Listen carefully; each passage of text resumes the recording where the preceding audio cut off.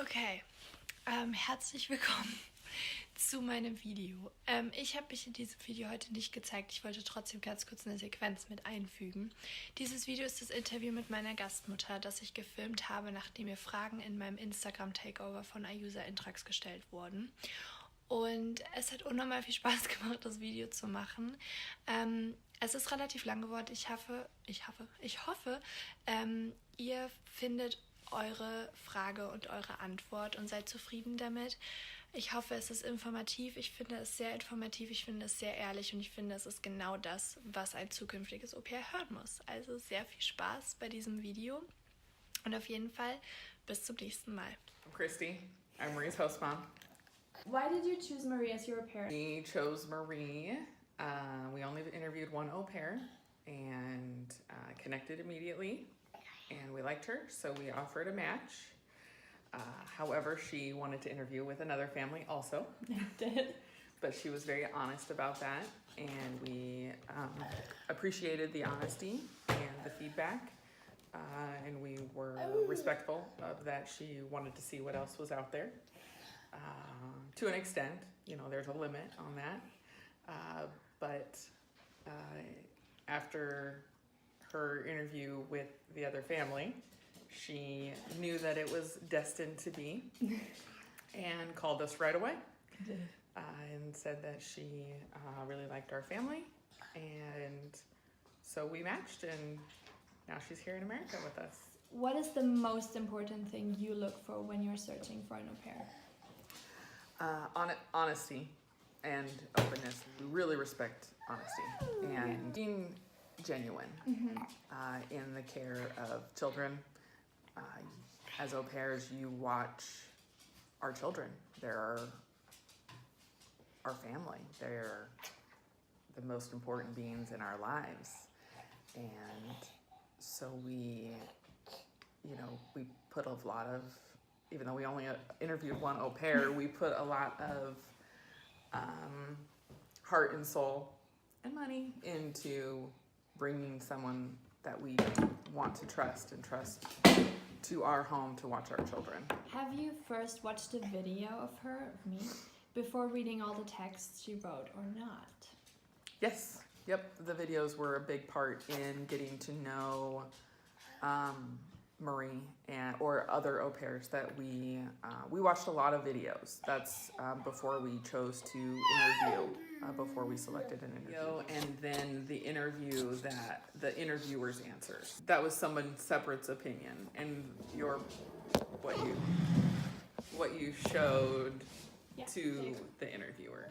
We looked at language skills, we looked at interaction with kids and family members, interests, hobbies, things like that. And so the video was one of the biggest, probably, features in your profile to selection. Is she your first au pair? Yes. Why did you choose on getting an au pair? Why from Germany? We didn't necessarily have to have one from Germany. We've met with, a lot of other family members who have had German au pairs or had other au pairs, and because we're a very open, honest family and very direct overall, that is a very German way of doing things, is honest and direct. Yeah.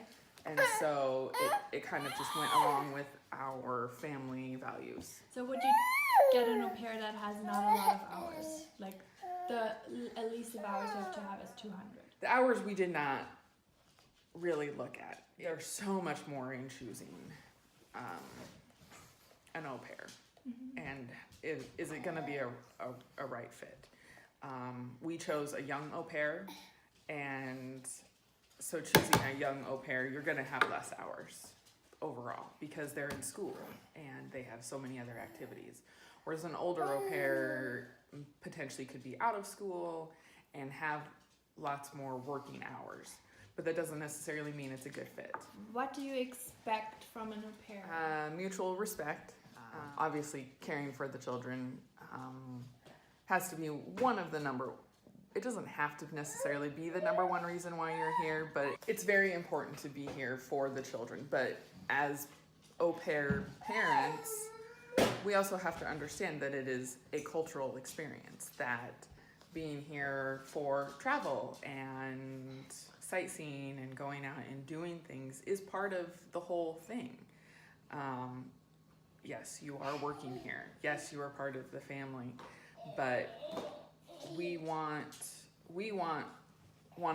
our au pair to feel comfortable in going out, making friends, doing things on your own, because that's a very important piece, is getting out of the house. Okay, what is your favorite thing about having an au pair? The convenience. I work night shift and horrible working hours. I'm exhausted all the time. My husband is also tired a lot and works and comes home, and we both have a lot of responsibility, and so the convenience of having someone live in our home, as opposed to having to wake the kids up at 5 a.m., take them to daycare. I get to go to the store by myself and do grocery shopping by myself. If we have errands to run, I get to go. I don't have to worry about taking the kids because I have Marie and she's here and super helpful. And as an au pair, you're here to help make our lives easier and more convenient. And so that's what I would suggest, is if you're coming to America to be an au pair, offer to help. It's very helpful. We were looking for an au pair to be helpful. What are no-goes? No-goes: smoking, underage drinking, drugs, of course, are the obvious ones. If you're 21 and you're coming to America, that's one thing. It's legal, but if you're under 21, it's illegal, and that's different from Germany. Mm-hmm. And so putting expectations, you can drink even if you're under 21 is not so. Technically you're breaking the law. If that's something that the family's okay with, okay. Mm-hmm. But overall, that's not something that we condone, that we allow. The other no-goes were food allergies. Food allergies, really? Food allergies or food restrictions. We don't have food allergies or really food restrictions. For our family, it was best for us to not have an au pair that had those restrictions. Little things are, it just totally depends. But we would not match with someone who is vegan or really vegetarian. Oh, buddy. There's families who are okay with that. Yes, there are many families that are totally fine with that. No-goes during the Skype date. I wouldn't ask about frivolous thing. I don't know, I think you asked about your room and stuff like that after we had pretty much matched. I can't remember, but it's kind of like I don't know. We're required to give you a room, so asking about it felt very comparing. Oh, what am I gonna get? What kind of room am I gonna have? Or do I have to share a bathroom? Or things like that. It's the company's and the family's responsibility to provide you with a room, a bed. Au pairs don't have to have their own bathroom. So it almost felt fairly shallow to be asking about your accommodations prior to matching, I guess. If you want to get around it, you could maybe ask oh, can I see, what does your house look like? It's tough because you are coming to live in America with your family. So I understand that. So other no-goes for the Skype date. I'm not sure, because you also want to be open and honest, and if if you want to ask questions about certain things, then do it, because it's your experience. And so you as the au pair, it's your experience, and you're going to make of it what you will. And so if, to the other point, if you want to know exactly what your room's going to look like, then you can ask about it. But as a family, it seems very shallow. Okay. But I understand it too. So au pairs always talk about like the feeling to match with the host family, like they just that particular feeling. Okay. Is that for a host family too? Like just this feeling that you like go for it? Maybe. For us, we're all about what's easy and what's going to make our life easy. So sitting and like stewing and thinking about things are not something that we really do. Like if we like something, like someone, we went for it, and that's what we did. For you, you interviewed well. We felt a connection. We liked you, and so we just matched. The warm butterfly feeling, maybe a little bit. I don't know. We're not very emotional people, so we just, when you know, you know. Okay, then it says, is only the first au pair special for you and has a chance to be really integrated? I can see how that can be. Yeah, I see that too. Because you're our only au pair so far, so I can't speak to other au pairs, but I know from other families that the excitement is there for the first au pair, and you want to make it wonderful. And so I can imagine that as families get more au pairs, if you're not the first one, they may not be as accommodating because you get worn down with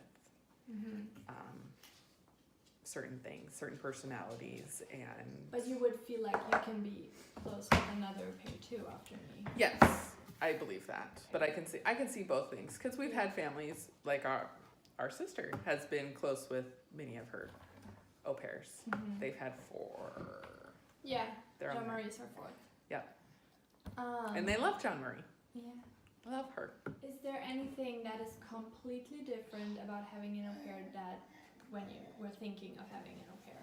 Like something that really is different as you thought it would be? In the times of high stress, I knew that there would be times of high stress and communication barriers, but it gets very overwhelming during those times of stress. High stress, like we're trying to get out of the house, everybody's going crazy, kids screaming, you're trying to remember everything, but then you're also trying to communicate your needs, especially in the beginning. Like, you don't know our needs yet, so we have to tell you everything, which adds a lot of stress in high stress already situations.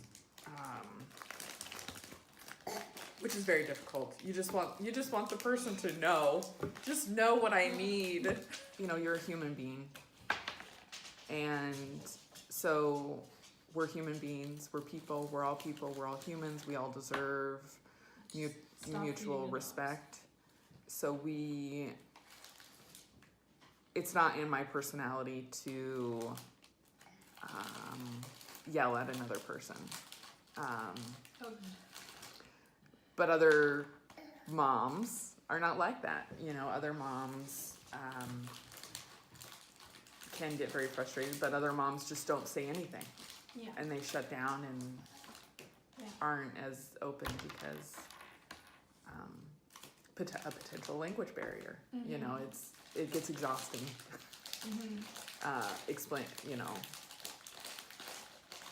Telling someone to do something all the time. Not necessarily you, but just in general. Yeah. My kid, my 4-year-old, it's exhausting repeating myself. Don't make the host mom repeat herself. We have to repeat ourselves all the time. Explain a little bit about the application process for host families. We pay to apply, and you fill out all the application, and We have to follow our State Department guidelines. We have to have a home, a room, facilities for you to use. And then our area director comes and has to do a home visit and see where that the au pair's accommodations are appropriate by law prior to us being able to actually match.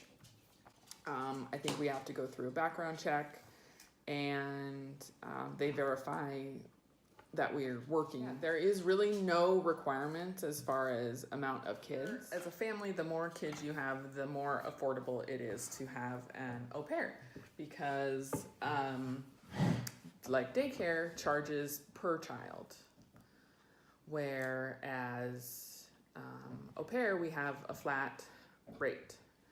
So with one kid, it's not more affordable to go with an au pair. 2 kids is about the same. If you have 3 kids, it's way cheaper than daycare.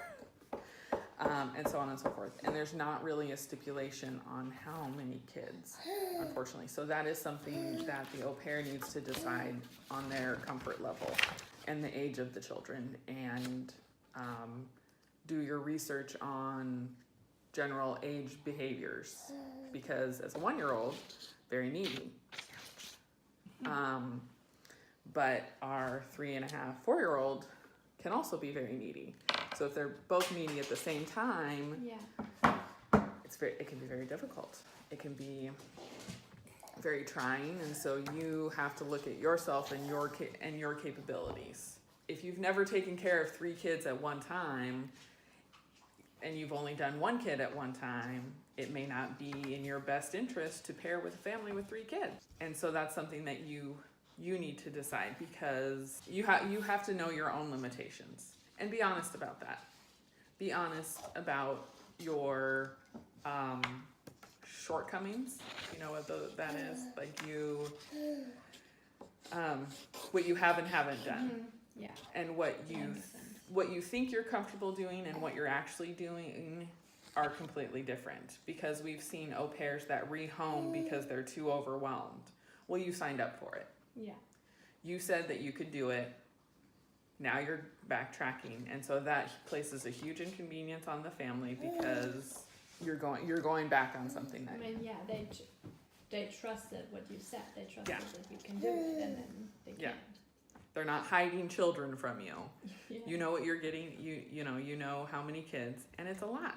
Taking care of kids is hard. Mm-hmm. So know what you're signing up for. Is it a problem to become an au pair when you are shy? I wouldn't say it's a problem, but know that you will have to get out of your comfort zone in order to be successful. You can be shy, but if you're taking loving, safe care of the children, it really shouldn't matter. If you're looking into being an au pair, I highly encourage that you prepare to be out of your comfort zone and go do things. Go do the au pair excursions. You're gonna have a better experience if you get out of your comfort zone and go. What is your opinion about rematch? I know it happens a lot. We've seen it happen a lot with your au pair friends.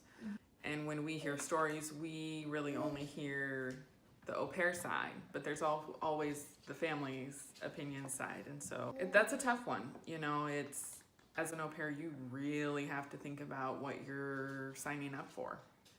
And that's why we highly recommend being open and honest, asking questions, even asking the difficult questions, and being open about wanting to ask the difficult questions about the life here, because it is a huge culture shock. Apparently we do things in America very different than everywhere else in the world. Every family is different. Every host mom is different. Every host dad is different. There's different expectations. And so if you are very worried about it, ask the hard questions. Have a first interview, but then have a second interview where you dive into the harder questions and your worries about coming to America and your fears. And again, be honest about it. Because one of the worst things is having a shock. And probably your au pair coming to you just one day out of the blue and being like, I'm not happy, I want to rematch, or I want to go home. Communication is always the number one way to go. Encouraging the family to be honest with you about their expectations and their if they like something that you do or if they don't like something that you do. Talk about everything. How should the perfect relationship between the host family and the au pair be like? Open, honest, over communicate. Just talk, ask questions, be open to feedback, and because you're here with the family.